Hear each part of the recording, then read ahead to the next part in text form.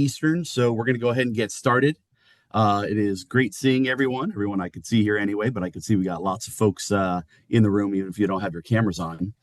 I want to thank you all for joining this call and remaining active in your union. I just want to let you know we plan to hold these calls regular going forward in about 6-week intervals.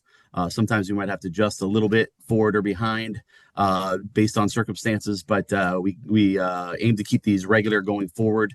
We hope you'll tune in regularly.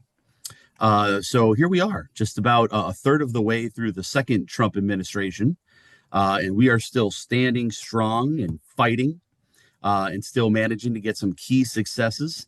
That in spite of some of the most adversity that federal employees, federal worker unions have ever seen.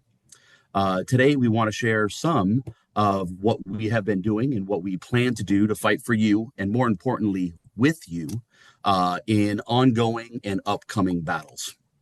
Before we get into that, I want to thank all the dues-paying members of the union for joining us today on this call. It is dues-paying members that make our entire fight possible. Thank you to all the dues-paying members out there. I also want to thank all of our national, local, and council officers, stewards, and other leaders on this call. You are the leaders in this union that make what we do possible. You make it all happen, and none of the good things we could do that we do could be done without you. We appreciate your hard work. And so thank you for all for your members thank you for all you do for your members and for the union every day. I do want to let everybody know that this is not a media call. So if we got a reporter on the call, this is not a media call. One quick announcement. We are going to try to take questions and answers at the end, which I believe we'll have time for. If you have any questions, you can email them to Matt Dorsey. And his email address is mdorsey@neffe.org. And I think he's going to post his email address in the message board. So if you have any questions, go ahead and we'll try to take them at the end. We might not be able to get to all of them, but we'll do the best we can. So I do want to kind of warn you that some of our comments today will touch on politics.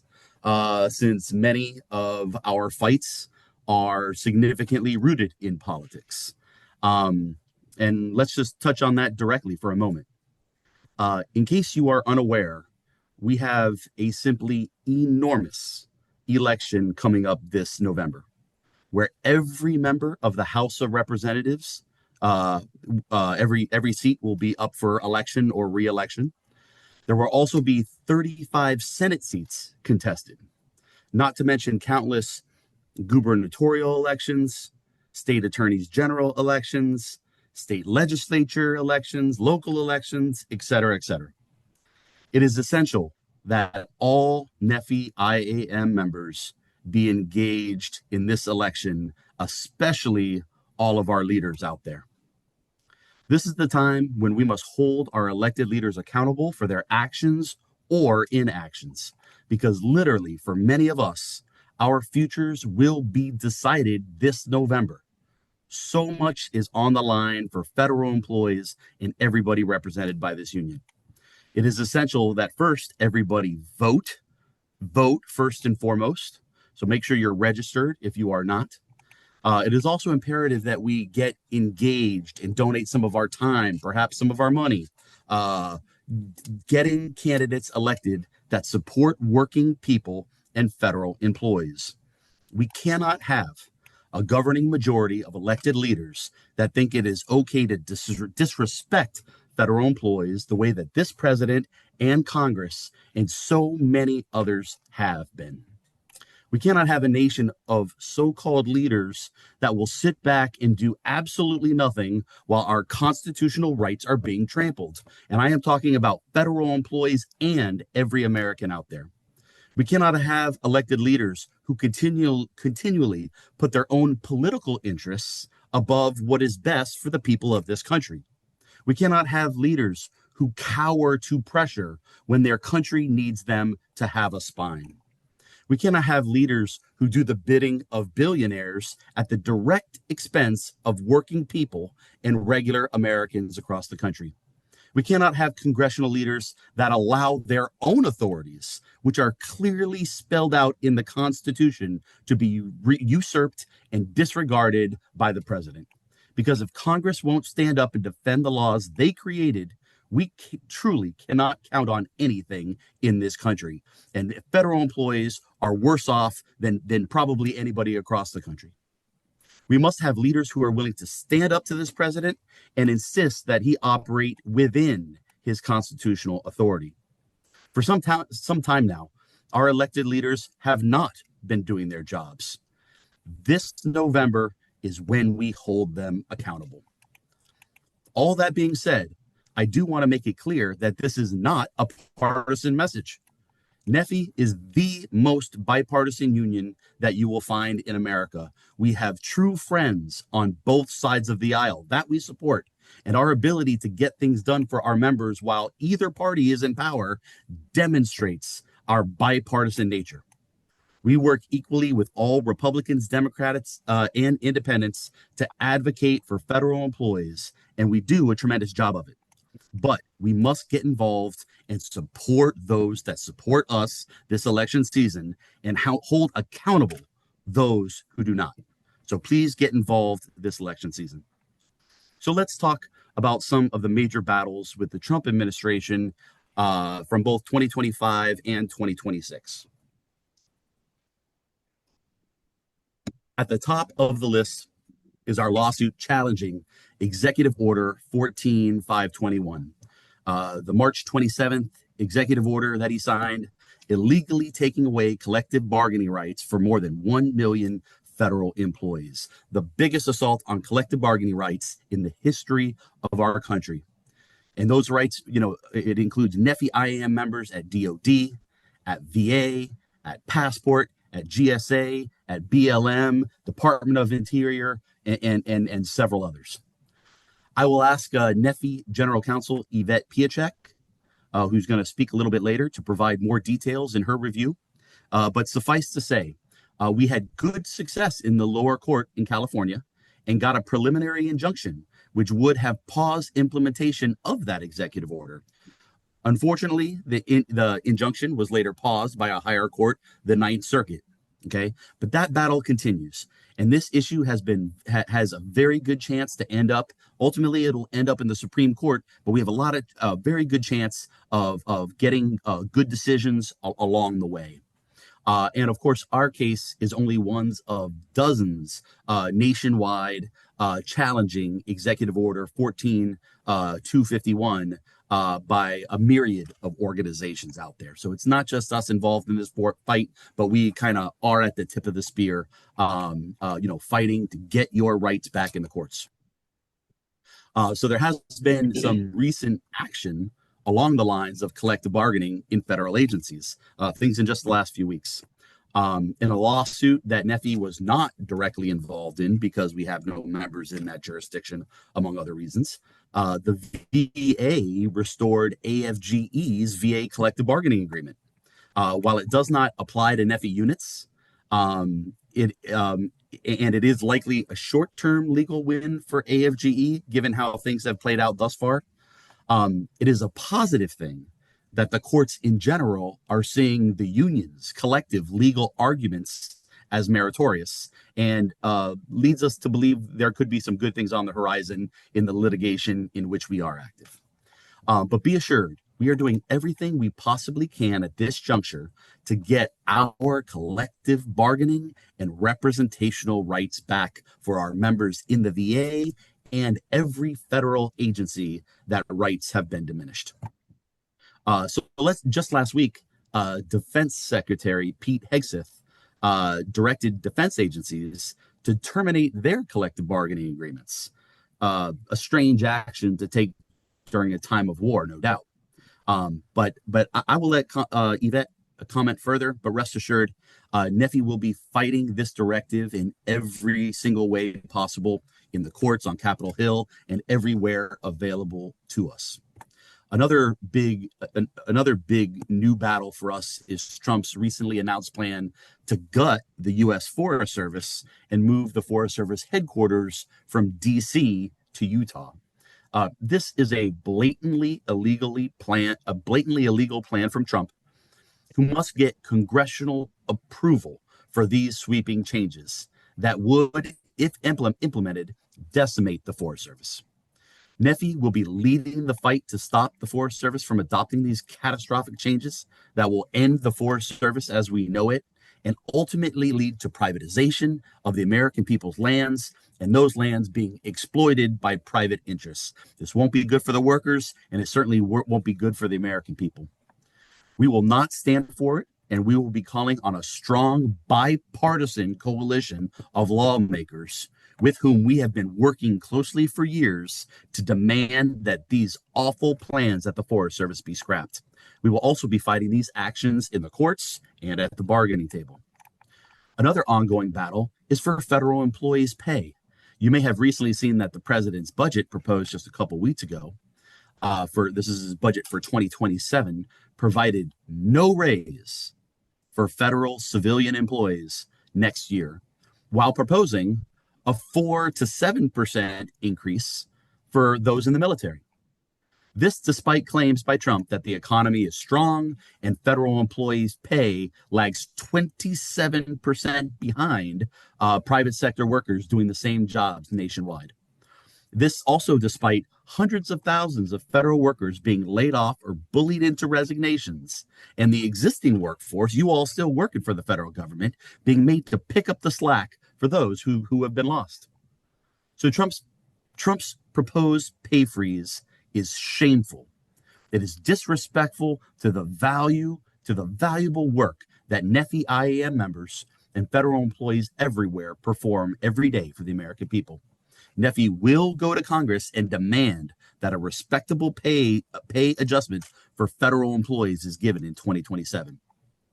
So now I'd like to highlight some of the good things that are going on in the face of the unprecedented, illegal, unconstitutional acts we have been facing.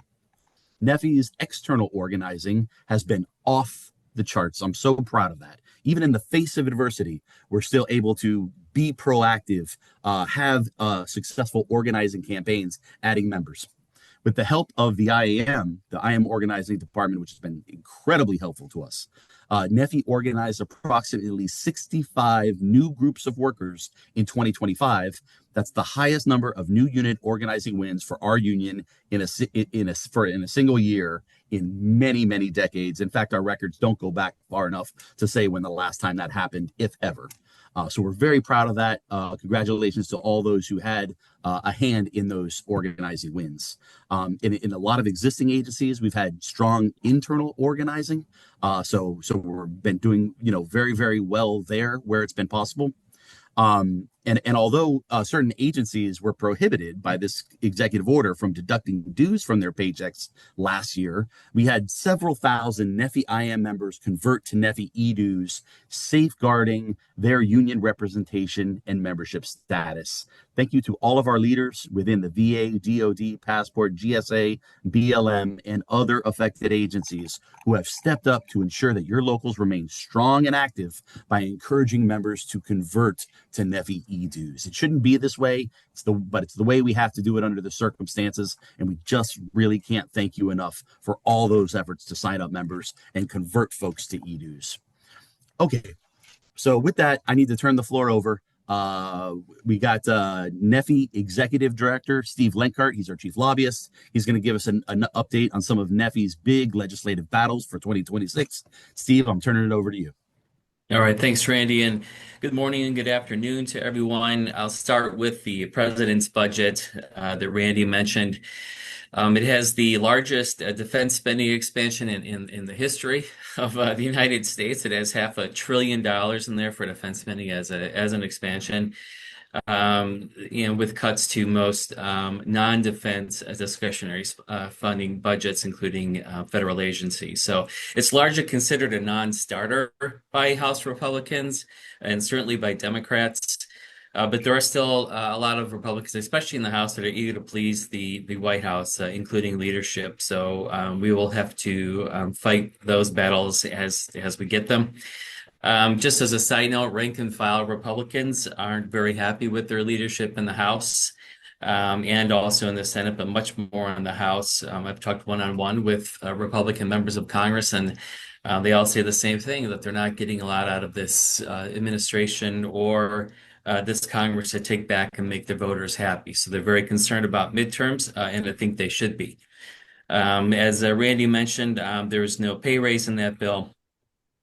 Um, Unlike last year, there was a carve out for Leos, but regular feds got nothing. But there is between 4 and 7% reserved for military increases, and we're responding to that with a request for pay parity. So for this next budget coming up, the FY27 budget, we have a letter that NFFE authored and is signed by about 40 other unions. Based on the letter we did last year for the same thing, to reinstate collective bargaining.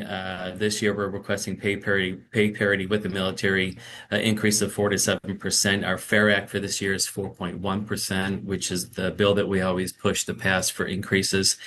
Um, and other things too, as far as stopping rifts and blocking Schedule PC and so forth. And those priorities were sent to House appropriators and authorizers and good government types who are our friends, and we'll be dealing with all of those committees to try to get as much of that in a bill of some kind somewhere.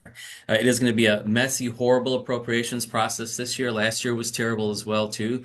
I don't assume this year is going to be any better. In addition to the time constraints of other issues, larger issues going on, including engagements overseas and so forth. We have elections coming up, and they like to take off all of October for elections. So that doesn't leave a lot of time. I think we only have I don't know, 40 some legislative days to the end of the year. So that is not a lot of time to get a lot of things done. So moving on to this year's budget, appropriations process.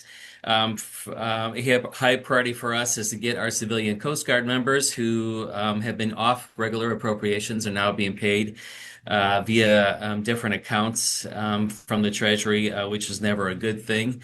We'd rather have them on a sustainable appropriation, so we are working on that to get our DHS members back on a reliable paycheck. And also the reorg of the Forest Service is 100% illegal that's going on right now. And NFFE put intentionally that language into the bill that covers USDA and DOI, Department of Interior, and to specifically make illegal any kind of reorgs or any activity that looks like a reorg or any transfer of assets, including people. We made sure that that was in there for FY26. It was in there, and they are absolutely breaking the law. The problem is we have been imploring congressional Republicans, both in the House and Senate, to stand up to the administration and enforce the laws that you've passed. And so far, that's been met with a muted response. So we're going to keep working with that. Democrats are very much for calling out the administration and stopping them from doing it. It is just blatantly violating the law. It is circumventing the Constitution. So House Republicans especially need to step up here and enforce their own laws that they pass. So we're going to continue to work on that. So it is not all doom and gloom. We are getting some things done for wildland firefighters. Our rest and a recuperation bill that also lifts the pay caps is moving forward.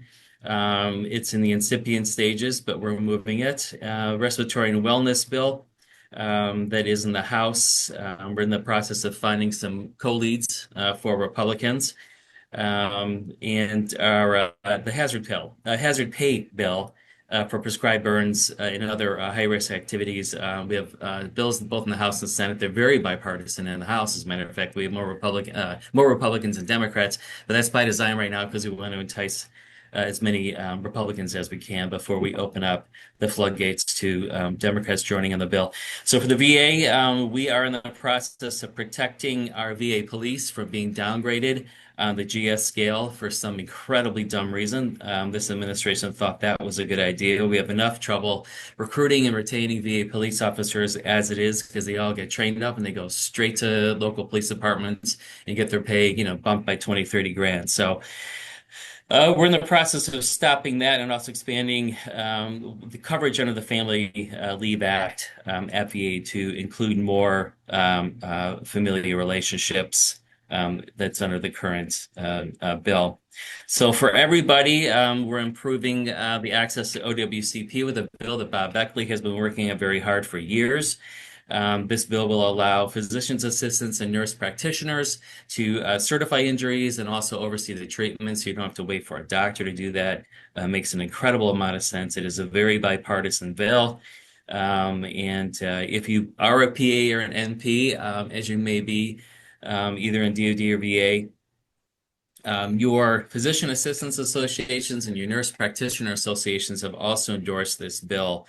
So feel free to send them a note and tell them that you appreciate their support for this bill and whatever they can do to push it through the Congress would be great. Again, it's a bipartisan bill. It's low-hanging fruit. It makes sense for everybody. It speeds things up. So if you're injured on the job when you're a Fed, or you get sick on the job when you're a Fed, you can get treatment for your injuries and illnesses much, much quicker.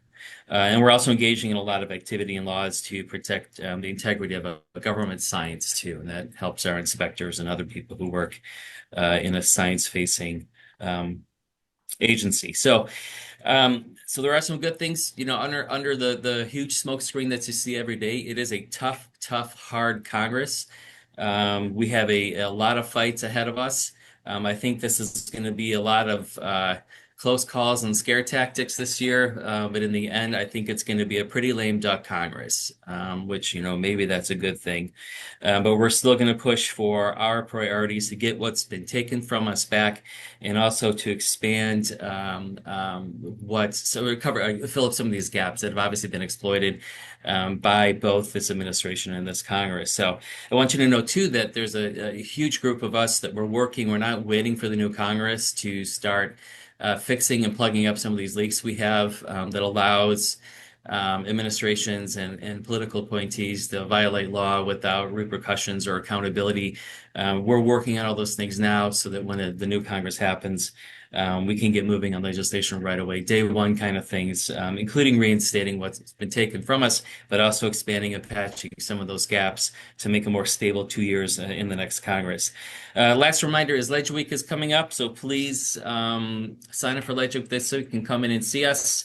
We'll be pushing that notice out soon. The call letter just came out a day or two ago, so we'll be getting that out to you as soon as we can. And with that, I'll turn it back to you, Randy.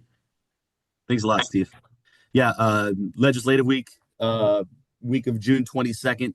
Last year we had our most successful legislative week, the most participation that we've had in at least the last 25 years. Who knows how long it goes back, but that was great. Thank you to all who came. But we really do need this year to be a strong year on Capitol Hill. So for all the things that we're doing, we need phone calls, we need letters written to Congress, we need active legislative committees, we need people coming to legislative week, all those things. We also need Matt, if you would you find the link to the registration for the legislative week and post that in there, the call letter and the registration form, so people have access to it, and also we'd be remiss if we didn't talk about MNPL, the Machinist Nonpartisan Political League. It's our political action committee. We talk about the importance of getting worker-friendly, federal employee-friendly elected leaders, elected. The easiest way that you can do that is to contribute to MNPL. And so, Matt, if you could find the link to the MNPL, just set yourself up on a little regular payment. Everybody on staff is giving regularly, and hundreds and hundreds of folks across the country are already contributing to MMPL. That opens the doors on Capitol Hill. It's why we have strong bipartisan members of Congress that we are able to work with. It's key to our ability to get things done legislatively for you. So please contribute to that MMPL and make it a regular thing. They'll just do it once. No matter how small you set it up, set up a small contribution regularly to MMPL so that we have the political strength to get things done on your behalf. Again, thank you, Steve. And I'm going to turn it over to Yvette, who's going to talk about some of our lawsuits and just give a general legislative report. Take it away, Yvette. Cannot hear you. 1 second here.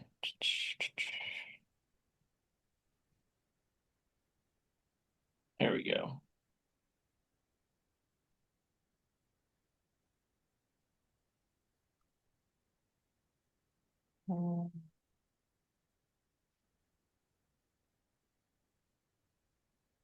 I'm asking you to unmute yourself. Is it giving you an option? There, I think we got it. There we go. Yay. Well, that was a little extra exciting lead up to my presentation, wasn't it? Hi, everybody. I'm Yvette Piacek. I'm NFFE's General Counsel. Last time we spoke, I think we were in a shutdown and we had secured the court victory that prevented the agencies from riffing anyone during the shutdown. So I hope you all are well since surviving that. I can't believe it's already mid-April, and am I the only one that feels like the past year has felt like 4 years? Couldn't we be through this already? No, we are far from it. But I think we are a lot stronger now than we've ever been in this organization. Randy talked a lot in his opening about some of the things I'm going to touch on too. So let me just get right into it. Let's start with the executive order that took away collective bargaining rights for half of our members back in March 2027, over a year ago now. We've been living with this. DOD, VA, passport services, GSA, BLM, you've all been subjected to being classified as an excluded agency. And as you know, we joined that coalition of unions last year right away, sued the administration on April 3rd, just days after the order came out. We won the preliminary injunction with Judge Donato right out the gate, just to have the government appeal it. And then ultimately the Ninth Circuit vacated that preliminary injunction. So our protections were there. They were just short-lived thanks to the judicial process. But that case is very much still going. We've fought at every critical juncture. At the moment, we have until May 13th to take the next step in the lawsuit, which would be to challenge that last decision. The Ninth Circuit panel vacated our preliminary injunction. This case still needs to go to trial. And I think we're going to be very successful once we get to a trial. But all of these preliminary issues need to be resolved first. So as for trial, we could get to trial later this year. It's probably more likely early next year. And like Randy said, we could easily go before the Supreme Court on this one. So stakes could not be higher. And we are very confident in our chances, but it's just got to work its way through the system. And then, as most of you probably remember, last August, the agencies came out and canceled a bunch of our collective bargaining agreements. That was following the initial flurry over the executive order. Then they hit us the second time with these cancellation of the contracts. So here at NFFE National, we filed grievances over this action, which was the possible move that we could have taken in light of the fact that we'd already filed the lawsuit earlier in the spring. So we have still filed and pending, we've held them in abeyance, these national grievances at GSA, Passport Services, BLM, and the VA. We will reactivate those grievances when the time is right. When we filed them, we immediately paused them, put them in abeyance because we need the court case to be resolved first before any of the national grievances can proceed to an arbitration hearing. Of course, we're watching for changes in circumstances, any inroad where we might be able to move sooner. But for now, on the advice of outside counsel as well, we're leaving them where they are right now in abeyance. Let me talk a bit about the DoD. Last August, when other agencies were canceling their contracts and people were seeing their union rights further destroyed, DoD, for the most part, kept operating like nothing was different. Many of our installations didn't kick anybody out of their offices. They continued to allow the union to be present at meetings and investigations, and in some cases, grievances still went through the procedure. So then last week, we got word that Secretary of War Hegseth had signed a new memo that specifically said that collective bargaining agreements would be canceled at DoD. Some of you have started to receive copies of that memo, either unofficially, or a couple of you have actually received official notice. If and when you get that official notice from Labor Management, Employee Relations, or some agency official, make sure you forward that to your BR so that we can stay abreast of where implementation is being done across DoD. Don't assume that just because Hegseth signed this memo last week that the union is dead. Don't believe that propaganda. It's no different than what we had dealt with last year, all throughout the entire year. Some branches within the Department of War, their general counsels don't agree that this type of union busting is even legal. So I think it's possible that even though this memo has come out, it may not actually make it to all of our locals, and it might not be implemented at all DoD work sites. So meantime, don't give management the luxury of doing their jobs for them. Continue to do business as usual within your union role and as an employee invoking union rights. Do all that just as normal until you're contacted by management or LMER. Watch for some kind of instruction from management before you stop union work. Keep showing up to formal meetings. Keep representing your workers. Individual employees should continue asking for a union rep to help them in meetings, and continue filing and pushing grievances through the procedure until management tells you what they're planning to do with it all. Once we see how far and wide and deep they're going to be implementing this Hegseth directive, then we can decide what next steps are appropriate for you personally and for your local in conjunction with your BR. So keep your business rep informed, share notices with us, take notes from conversations. If they're not putting anything in writing, put it into an email that's time and date stamped so that we know what's happening, and then we can plan accordingly. For the Office of General Counsel's part on this, I am meeting with other unions next week. We're going to be brainstorming options for a collective response to this latest union busting maneuver. We might have some creative approach to bring a lawsuit, or we might just have to continue pressing our Ninth Circuit case that still needs to go to trial. So there are a lot of considerations, but we are on it. So for you within your local, you should go ahead and decide what you all want to do.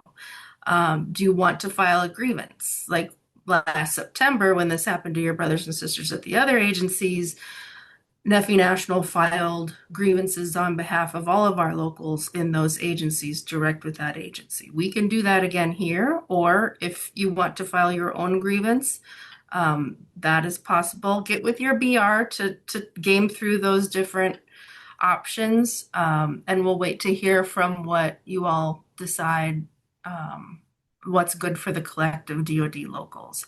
But we will definitely help you formulate that plan. Forest Service. Let's talk about Forest Service. So a large reorganization was recently announced. I'm sure everybody on this call has heard about it or seen some media about it.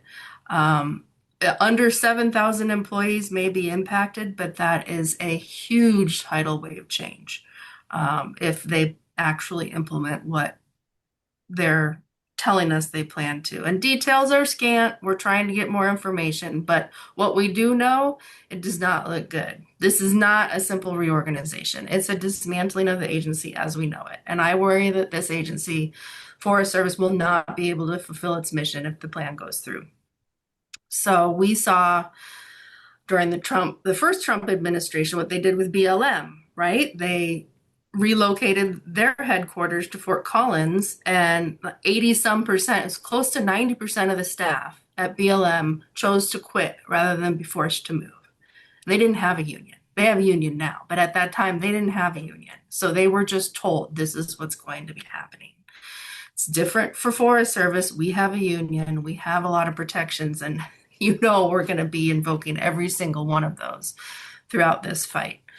But with respect to the BLM comparison, let's be clear, this is their same goal. They just want to downsize the workforce, to undermine parts of the mission, and we're not going to stand for it. So we see through their propaganda, their gloss of this and that. We know what it is, and we're going to do everything within the union and our workers' power to stop what happened to BLM from happening at the Forest Service. I'm happy to report that your Forest Service Council is all over this issue. We will be negotiating the changes under our Article 11 procedures. I plan to be at that table. Keep in mind that the agency cannot implement any of their plan without going through the union first. It's illegal if they don't.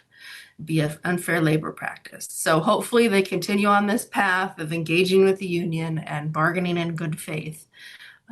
And we're already starting to prepare for that. To that end, a survey was just put out yesterday. Hopefully you all saw it. Hopefully a lot of you have already taken it. If you haven't taken it, take it right after this call, please, and tell all your coworkers to take it. We want every single Forest Service employee to participate in this survey, even if you're not directly impacted or don't yet know if you are or not. Please get your voice into that survey.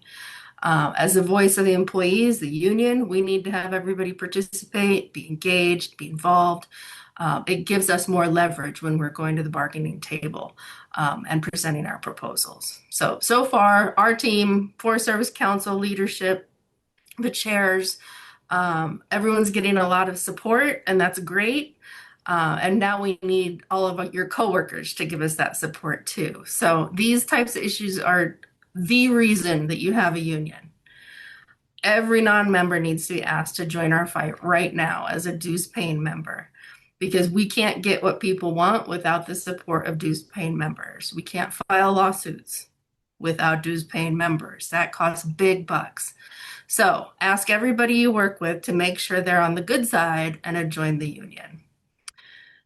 What about the lawsuit? So I have been having a lot of meetings and will be having even more, especially tomorrow. I have several exploring all of our options when it comes to litigation on the dismantling at the Forest Service. So we are shopping for outside law firms who are expert in the area so we can bring the strongest case possible on behalf of NFFE. We are working with the states. So several state attorneys general are going to be bringing a lawsuit to stop the dismantling of the Forest Service. I've been put in contact with them, and I'm meeting with them tomorrow to talk about what they're doing and how our members can support their efforts. So that's great. We're also building coalitions. I'm not personally doing this. We have a lot of very active leaders and PRs helping bring in groups that care about public lands, care about science, care about local communities, and they're all coming together and joining to see what we can also do in terms of a group lawsuit. We've had success in other lawsuits when we've had outside groups named as plaintiffs. So all of that planning is coming together now, but it's really helpful to have so much support, not just in the media sphere, but also knowing that going into this litigation, we're going to have so many people who finally have woken up, so to speak, and are going to be contributing toward this fight. Whether, watch the dockets. We're going to have dozens of lawsuits filed in the coming weeks about this. And we want to bring as many coalition partners into our lawsuit as possible. So I'm just teasing that out. I don't yet know how our lawsuit's going to look, but we're working toward making sure that, it's as powerful as it can be. So let me turn to VA. So I know there's been a lot of upheaval and a lot of questions in the last couple of weeks. Please, I've got to make this announcement right off the top. Please make sure that you and all your coworkers are members in good standing of this union. Check to make sure that you've been paying the correct dues amount so that you can do union things like vote in upcoming elections, nominate people for office, hold office yourself. Anyone who's not current on dues, who doesn't even have a current address on record with NFFE National, you may have issues with in the next few months in doing your union responsibilities if these things aren't fixed. So work with the Secretary of Treasurer of your local and make sure, find out that if you're in good standing in terms of dues, make sure that we have your current mailing address. And if you're an ST, Secretary Treasurer of a local, and you have people starting to come to you and you're not sure what to do, work with your BR.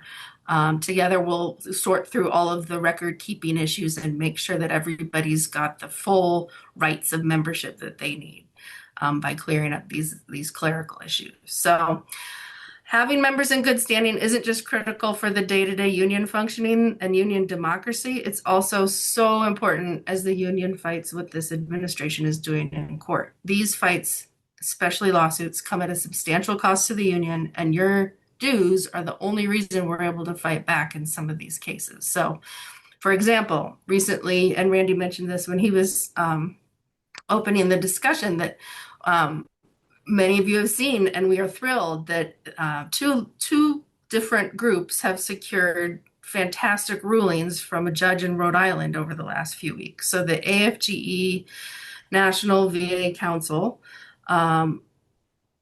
was, in I think March 13th, they secured, they had filed their own separate lawsuit, separate from the one that AFGE National had filed alongside of us. And they drew an excellent judge who completely understood the issues and ordered the agency to restore the contracts. Of course, the VA pushed back a lot. They had to bring the judge back in, and they're still fighting on getting the contract back implemented at the VA. But they've had nothing but good court rulings thus far, and we are so happy to see their success there.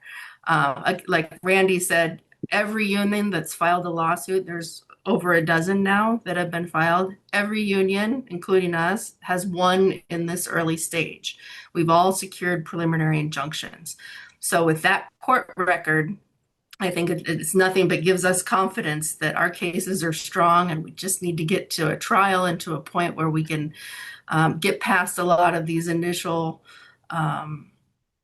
preliminary issues that sometimes get us caught up and stalled for a minute in the appeal side of things. But there was another case that came out just shortly after AFGE NVAC's case. This is the coalition of unions behind United Nurses, I believe. And they also drew the same judge and also got a preliminary injunction. So those VA employees that are part of that coalition now have their rights back, at least on paper.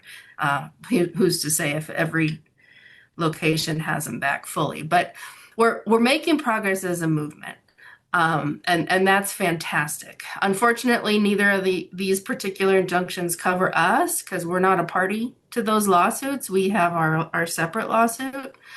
And there is a very remote possibility that the VA could still decide to restore the contracts at every agency so that there's fairness, but I think that's highly unlikely. There's no legal obligation for them to restore the contracts for everybody.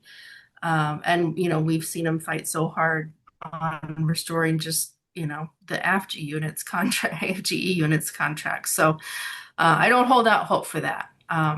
But we have been hearing voices from our VA council, from our VA locals, folks asking, what can NFFE do in light of these recent changes? And so we've been in conversation, multiple conversations with our attorneys on the first lawsuit, with other unions, trying to explore options. And I did send a letter to the VA council last Friday, sort of outlining where we've landed initially with that. So, we can't file a new lawsuit for the VA because we've already filed that first lawsuit. And just the same, unless we find some real creative solution, it's going to probably be the same thing for DOD. I think the chances are slim, because we've already filed a lawsuit for DOD, that even though they're canceling contracts now, chances are slim we'd be able to go and file another one, because that would be the taking two bites at the apple. And you can't take two bites at the apple. You have to choose your forum, file your lawsuit, and then all chips are on that. So that said, we're still trying to get creative to see if there's another way to work around that two bites at the apple rule. But for now, at this point, our plan is not to file a second lawsuit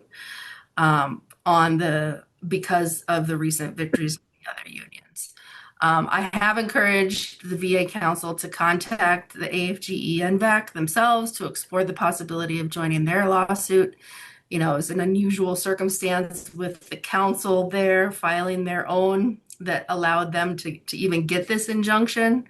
So, the council is encouraged to explore that possibility, or the council could bring their own lawsuit, just like the AFGE council did, but it's very expensive.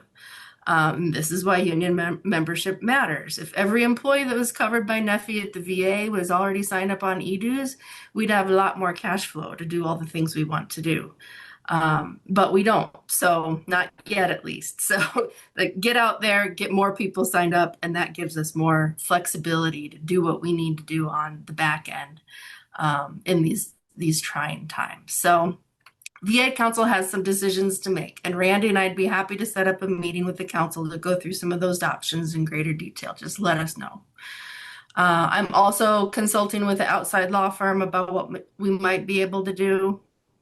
The trick is to figure out what's available, because there are so many jurisdictional hurdles. Like, we don't have employees in Rhode Island, first of all, so we can't just automatically go by ourselves and file there in that court. There's the no two bites at the apple issue, the res judicata issue that I mentioned before. We need to have legal standing. We need to be able to afford it. So we're thinking through all of that right now with the help of outside counsel, the attorneys that are on that lawsuit out in California, and we're waiting for them to give the green light on taking action for VA. Whatever it is, it can't undermine our existing lawsuits. It can't hurt other unions. Randy and I completely understand and feel the exact same way, that it is not fair that some unions appear to have their rights back and we don't. That's just flat out not fair. It's a situation we've never been in before. And unfortunately, in my view, the judicial system is not constructed in a way that lets us easily fix this fundamental unfairness. We've seen quite a lot recently, how our system, various aspects of our democracy, have real limits, how Congress has let us down. And some of you personally know too, you can get a bad decision from an arbitrator or a judge. There's no cosmic justice. So we have to get creative in our plan of attack.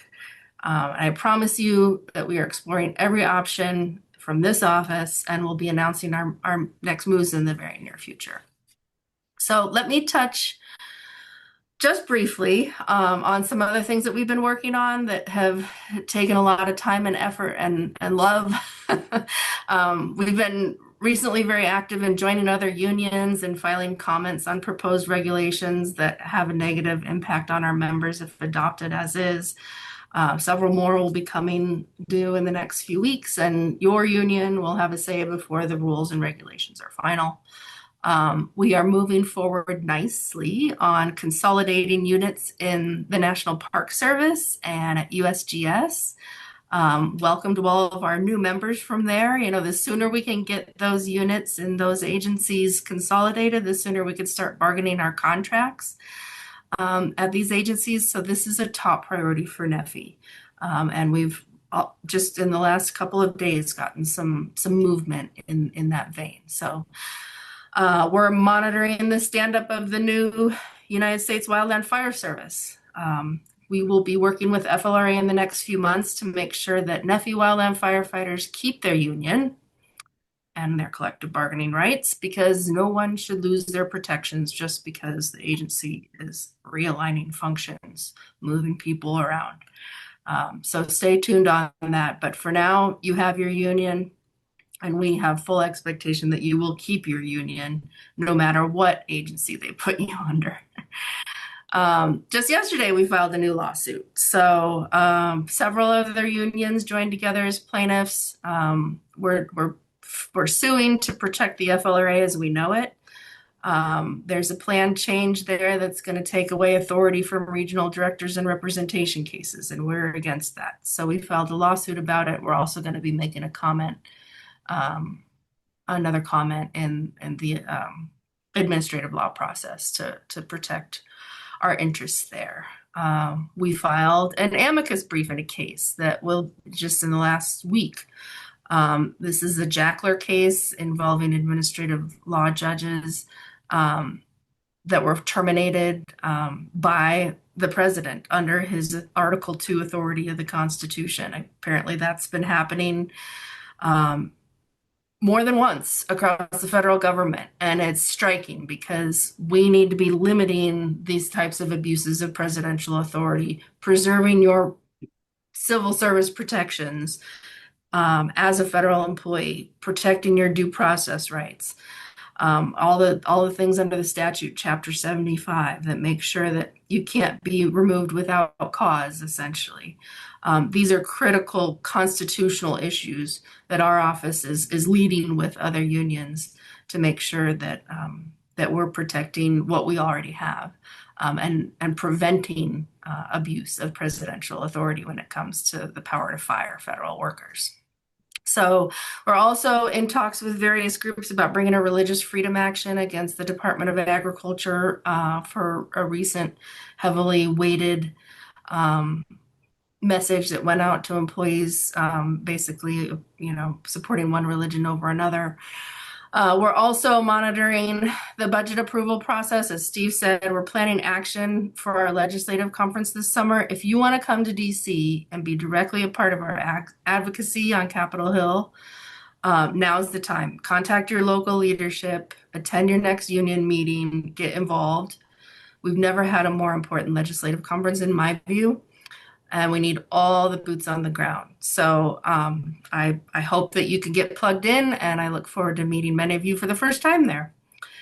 So I'm super glad to be in this fight with all of you. It's hard times that bring us close and test us in this weird way. That's the silver lining of all these terrible attacks, though. Our union members, all of you, are really becoming super active. You're learning new skills. You're becoming leaders in your own right and finding a new voice, and that is so great. So when we come together like we've had to over the last year, we are truly a force. And even though the hits keep coming, and sometimes it feels like we can't take anymore, keep in mind we all need each other to stay strong. I need you to stay strong in my seat too. I need you to stay engaged and to stay focused, because together I know we will win. We will get through this. We already are. Look at what we've been able to survive so far. My money's on us. So that's my update from the legal front. Thank you all for being here today and for being members. I'll hand it back to Matt Dorsey now. Thanks, Yvette. So we're running out of time here, but I did receive one question from a member of Local 457. Will the union be making any statements or giving interviews about the effects of reorganization to local economies in rural states? It's a great question. The answer is yes, and there's a couple things in play here. First of all, we want you all to be able to, give interviews and statements on the effects it'll have on you. So we are looking for folks who would like to speak with the media. We issued some guidance yesterday, which will let you know how you can contact us to let us put you in contact with the media. And then the second part of that is the survey. And the third part is we're working on an economic impact report. So all these things are coming together very quickly, but that is part of our plan. So please take that survey. Please look at the guidance we have. And then we also have an action alert in that guidance so that you can send a letter to your lawmakers on this issue. So we need all the support we can get in terms of our member engagement here. So please do take a look at that link, and thank you for participating. We have a few minutes left here. If we didn't get to your question, please email it to us. If you still have things that are unanswered after this call, just let us know, shoot me an email, and I'll turn it back to Randy. Okay. Thanks a lot, Matt. Well, thank you all for being on the call today. Thank you all for what you do for the American people every day and for your union as union leaders. Thank you, dues paying members. And we're staying strong through this period. We're gonna get through it, and we appreciate all the support from everybody. Let's stay strong and get through this. Thank you so much. Have a good day. Let's talk soon.